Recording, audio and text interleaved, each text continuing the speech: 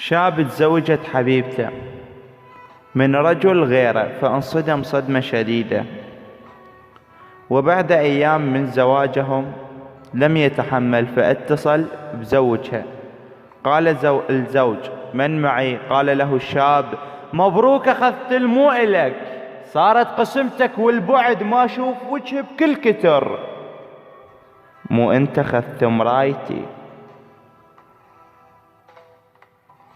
هم تقبل أخذ شيء إلك وتحب حيل من الصغر، ليش تاخذ مالتي؟ داريها حلفك بالقمر، لا تخاف من باب الستر، اعشكها ما يتصير لك، اعرفها بالتولايتي.